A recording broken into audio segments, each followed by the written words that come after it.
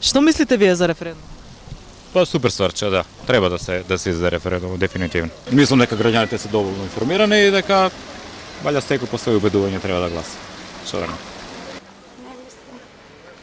Референдумот представува непосредно изјаснување на граѓанинот.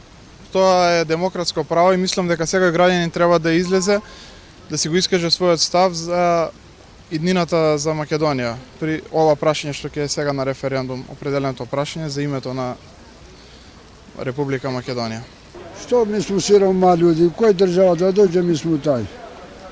Друго не знам што да кажам, како ќе реши они тако е. Нисам против ништо од држава. Они како сакат, тако нека биде. Јас сум за Унија, да ти кажу право. Јас мислам дека треба да излезат граѓаните да гласаат на референдумот, секако за подобра иднина на младите. Па мислам дека оние кои што сакаат да добијат информации, да, доволно се информирани, бидејќи настекаде има и се зборува нели за тоа сега во државата, тоа е главна тема, треба да се информирани. Што сакате, вие точат веќе, не знам друго ништо. Што мислите за референдумот? Дека нема да успее. Слушайте, јас сум посебно за овој референдум, да може да биде. Значи, да може Македонија да оди во НАТО и Европска Унија.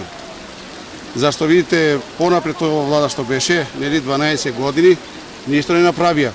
Може сега нешто да успееме, ама некој вика да не ја продадеме Македонија, нели? Да не ја даваме Македонија, да не менјаме име. Ја мислим по моје име не е ништо, а треба да се оди и да пробаме. Слушајте, граѓаните се доволно информирани и мислам по моје ќе биде зашто ова за многу убаво напишено со црвени броеви, значи да одиме напред и да покушаме, нели? Зашто јас сум во Европа 33 години, а имам 55, значи од 24 сум излегол, јас сум за во Европа, нели? И да дојде Европа тука. Ама да дојде Европа, нели? Треба да биде европски закон тука.